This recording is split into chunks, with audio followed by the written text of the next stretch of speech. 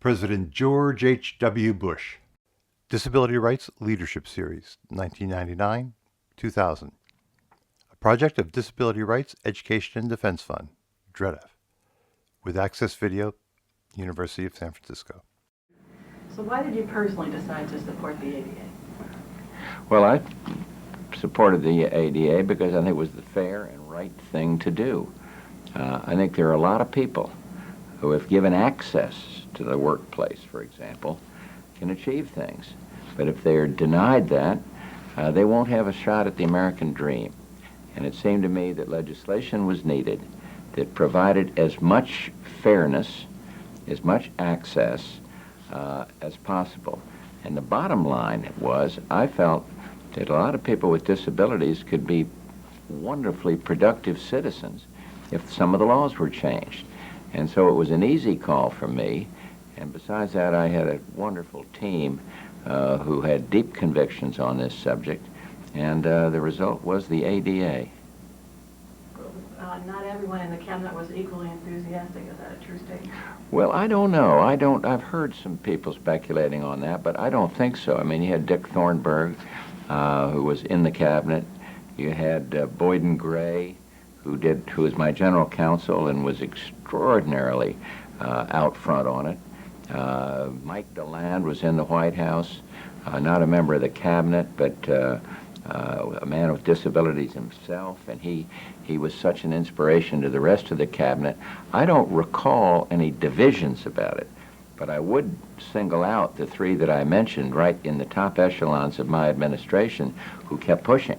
But, you know, there's plenty of room for people, Democrats and Republicans in the Congress, without whose support this never would have happened. And some of them didn't agree with me on anything else except ADA. I mean, they fought me on many other things. But they came together recognizing that we needed this legislation and that it wouldn't happen unless it were passed in bipartisan or nonpartisan fashion. I mean, it's really unique in that sense, that it really was. I think people came to it with from their own personal experience. You know, Dick Thornburg had personal experience. Yes. Did you have any feelings toward people with disabilities?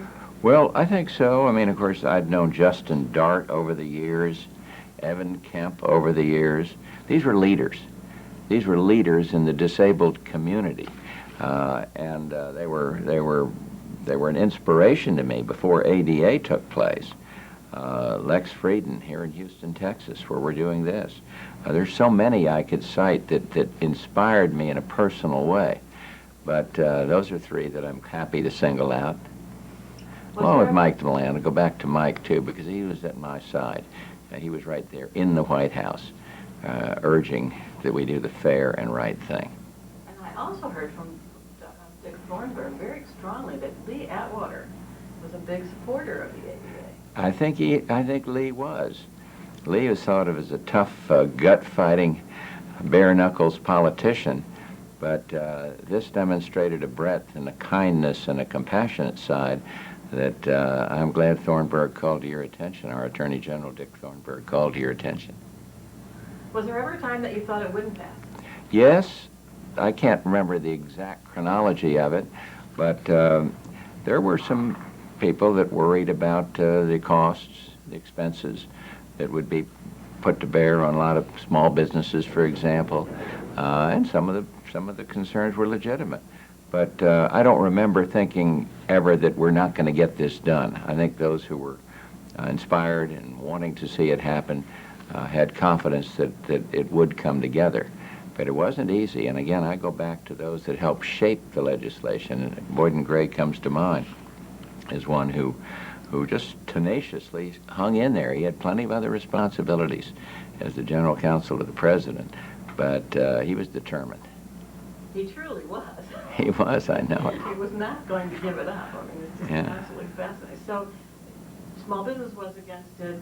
There weren't any, but that was the main issue, right? Well, I don't think they were totally against it. I think they were saying, what's this going to do to my costs? What's this going to do to I'm working on a small margin in this restaurant, and what's it going to do if we have to put these ramps in and have to revise all the restrooms and things? So they had understandable concerns. But we worked with them, and I think most of the concerns were laid to rest. I still hear of some excesses from interpretation that I think damage the overall cause of the ADA. But I think on balance it's been a tremendous success. Are you at all concerned about the Supreme Court case?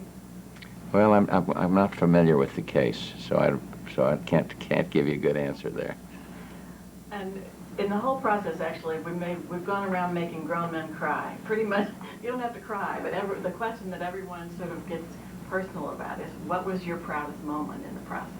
I think standing out there on the South Lawn, or sitting there on the South Lawn and signing the act itself, because it was the culmination of a lot of people, Republicans, Democrats, a lot of administration people, and then the whole broad disability community in the United States coming together and saying, look, we've finally done something worthwhile. We've done something honorable and good to help people. So I think it was the culmination. I think it was that moment when the ADA became law. Thank you, sir. Thank you very much. Painless. Disability Rights Leadership Series, 1999-2000. Producer, Phyllis Ward, Access Video. Interviewers, Phyllis Ward and Mary Lou Breslin. Post-production, editing, captions, audio description, Dave Newell. Stewardship, promotion, distribution. Disability Rights Education and Defense Fund.